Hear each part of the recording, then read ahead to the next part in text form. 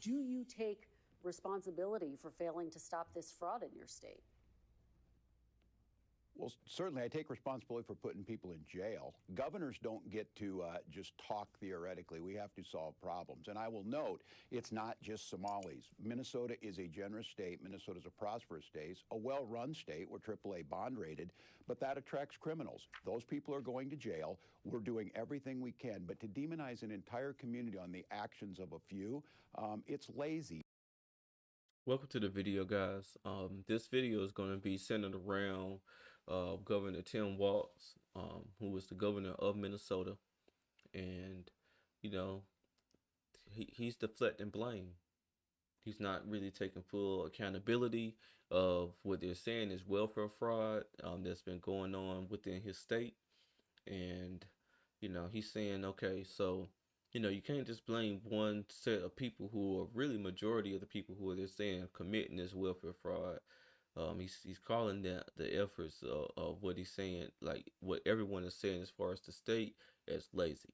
And in my opinion, you're doing a lazy job at governor by allowing this to go on for so long, to where it's billions of dollars of taxpayer money that has been fraudulently either used or sent back to their origin country in Somalia. So this is a good look as far as leadership within Minnesota, and they're saying that they have an election next year coming up, and I would be surprised if Tim Walz ends up being the governor again, especially after this. This is pretty big. Millions, thousands, but billions is yeah, that's just not something that you can just you know just sweep under the rug, because those billions could be going to really needy families within your community who actually really need that money, need that assistance, need those programs that are set up to be resources to help them out. And it's not circulating within that community. It's actually leaving the country and going to prop other countries up, or help families in other countries. And if your state is a good resourceful state, then the people of that state should feel that, not another country. So it's not good to deflect. It's good to take accountability and responsibility for things that are going on under your under your control of that country. I'm sorry, of that state. Minnesota Governor Tim Walz deflecting on the fraud schemes that prosecutors say led to the theft of more than $1 billion in taxpayer funds. Many of the defendants are members of the state's Somali community. Let's bring in Minnesota House Speaker Lisa DeMeth. She is running against Tim Walz for governor. That election is next year. Lisa, for people who are catching up from the holiday weekend, how would you describe the fraud that was happening in Minnesota? Fraud in Minnesota under the watch of Governor Walz has exploded in his 7 years as governor. There are 28 known scandals of fraud, just over 7 years. And as you heard, Dana, he has said that he takes responsibility for putting people in jail, but he's never apologized to the taxpayers. He's never taken accountability of saying this has happened on his watch, and he's pushed it aside until I, as Speaker of the House, established the Fraud Prevention and Agency Oversight Committee this legislative session, and it has finally drawn national attention. Something that has gone on for years, $1 billion or more of fraud under Governor Walz, finally getting national attention. Thank you. Speaking of that national attention, it's not just here on Fox News, but the New York Times wrote about it as well, saying that how fraud swamped Minnesota's social services system on Tim Walz's watch. And this is also a lawyer for one of the defendants saying no one was doing anything about the red flags. It was like someone was stealing money from the cookie jar and they kept refilling it. Do y'all see the analogy that they're using? It's like someone was stealing money from the cookie jar and they just kept refilling it. The taxpayers, people who go to work every day, whether they have their own business or whether they are employed, they're paying into this system. And this money is not getting used the way that it's supposed to be. This money is being fraudulently, used or funneled, and He has no apology to the taxpayer, not whatsoever. So, just think about that. You go to work, you suffer through all types of physical labor, mental labor, whatever type of job that you have, and you expecting that the money that's coming out of your paycheck every week or every 2 weeks, every month, and you're expecting that money to go to the right causes, and that money is not. That money is going elsewhere. And again, the taxpayers are just pawns in the grand scheme of things because he has no apology for you guys. No apology. And he's been the governor for 7 years, so over 7 years now. So it could be well past $1 billion. It could be a lot higher. But this is what happens when you don't have leadership that are up to being held accountable, up to being responsible, and up to holding people to the highest regard of the law as they should, and people who are just not in it to do the right things. So I'm gonna just let the video continue here. Lisa, there were whistleblowers who were ignored. That is what we are hearing. And we did put additional whistleblower protection in during this last legislative session. We also tried to put in an office of Inspector General, an independent office of Inspector General, and the Democrats in the House denied us that opportunity. It had been passed in the Senate, bipartisan, and we could not get it through the House as a protection, I believe, for Governor Walz, not wanting that Office of Inspector General on an outside view looking in to see what he was really doing. I think he prevented that from going forward. I'm going to read to you from the White House rapid response reaction saying that Tim Walz on the $1 billion fraud scandal that took place on his watch, I take responsibility for putting people in jail. It's not just Somalis. But they say this, number one, Walz didn't do jack other than let it happen. These are federal cases. And number two, 71 of the 75 people charged are of East African descent. Now, fraud can happen anywhere, under any circumstances, without proper safeguards. But what about this angle here in terms of the concentration of where the fraud was coming from? As the governor said in the interview that we are a prosperous state and that would attract criminals, that is not true. We have poor leadership at the top here in Minnesota. What that means is criminals are going to be coming to Minnesota to do their criminal activity. That is a disrespect for taxpayer dollars, and it means at the very top of our state, fraud has been allowed to go forward for years unchecked. It is now, thank you to President Trump and the White House for getting the attention with the U.S. Attorney's Office, making those prosecutions happen. That's what we are grateful for, Lisa, because we've been trying to sound the alarm for years. Let me jump in and ask you one last question. Sorry, I want to just ask you one last question before we run out of time. Do you believe that former Vice President Kamala Harris, who chose Walz to be her running mate in those 107 days of her campaign, do you think that she ever asked about this? I mean, when you... Nope. And she chose this guy who has a massive... I knew something was going to come out about this guy. She chose this guy to be her running mate, and this guy has a massive fraud scheme going on under his watch.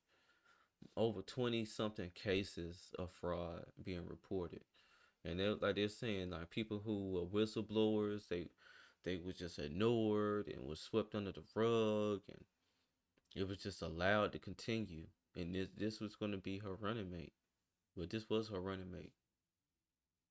You guys got to start connecting all these dots and putting stuff into perspective. Cannot be blind to facts. Things that are coming out, reports that are coming out. You guys have to, make it all make sense, man. Because, this could have been real ugly. Thankfully, the American people, the majority were not blind, and they was able to really see. They didn't get into, they didn't get into like, the whole like DEI type stuff, or they didn't get into like, they just didn't fall for the tricks. And thankfully they didn't. Let me see what she has to say. And this is the lady that's going to be running against Walz next year for governor. I have to do a little bit more checks into her background and stuff like that, because all these politicians have something with them. That's just how the game goes. But let's see what she has to say. Did did do does did she think that Kamala Harris asked anything to Governor Walz about this before choosing him as her running mate? You're vetted to be the Vice President of the United States. Should be a very serious vetting. Doesn't appear that anybody had this on their radar. I don't know that she asked the question. I wouldn't be able to answer that, but obviously it was not vetted properly to see what was going on here in the state. We knew about fraud before Governor Walz ever became the vice president pick. All right. Lisa, thank you. We'll follow the campaign.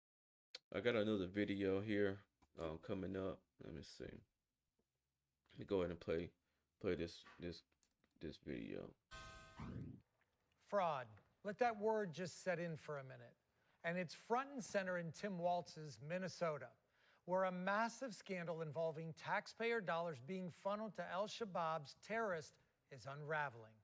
There's been a sprawling web of schemes exploiting state programs to the tune of possibly $1 billion or even more, according to the U.S. Attorney for Minnesota, and it's prompting state lawmakers to call for a federal investigation. Minnesota State Senator Jordan Ramusin joins us now. Senator, thank you. Why did the state feel they needed to call in the federal authorities? Why didn't you guys deal with this at a local level or a state level? Governor Tim Walz has turned Minnesota into America's fraud capital. And we've seen upwards of $1 billion go to criminal networks. And we're concerned right now that those dollars are going to al-Shabaab, a terrorist organization operating in Somalia. And so that's why we asked the U.S. Attorney to investigate this, to track this money. So where does it go from here? And how long are we talking about? Because the one program, the Minnesota Medicaid Housing Stabilization Program, that it was kind of the root of this fraud, and we're looking at the money, how it just, the spending just mushroomed from an initial cost of about $2.5 million to just the first 6 months of this year to $61 million. So that's about 120 annualized there. That was the root of it all, and it was just runaway spending. So it didn't take that long for this fraud to germinate and metastasize. We have seen this network of criminals go from human services program to human services program to the point where the United States Attorney believes that most of the dollars in that housing support program went to criminals. And that's why Governor Walz had to admit that he couldn't protect taxpayer dollars for that program and just shut it down. Senator, I want to just...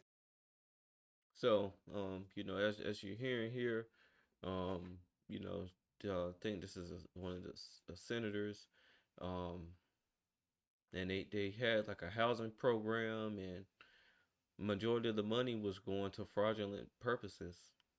It wasn't being used for the people of Minnesota. So, hopefully the people of Minnesota are going to take notice of this. And, hopefully this is an example for other states.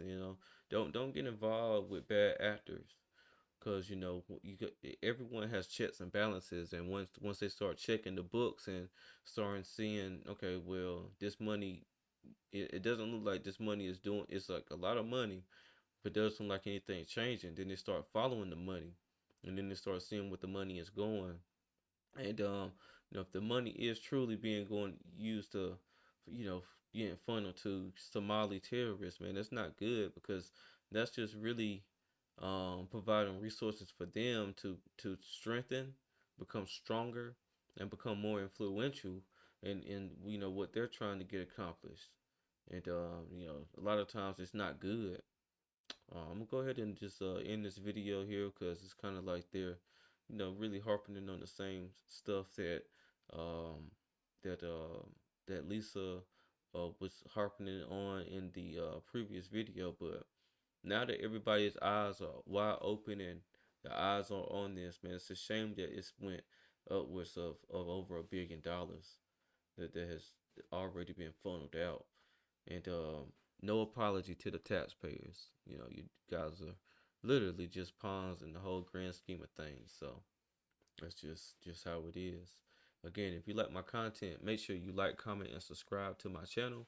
And like I said, I love looking at the comments. You know, I have people on both sides in the comments, which I like to see. I don't want to be an echo chamber. I definitely want to get other people's opinions. I respect all opinions, you know, because everyone has opinions. So, you know, I love reading the comments and I respond to some. But, you know, definitely don't look to have, you know, back and forths about anything because, you know, my opinion is my opinion. Your opinion is your opinion and you're entitled to it. That's just how I feel about it. So, again, like, comment, and subscribe. This is Justin Paul. Peace.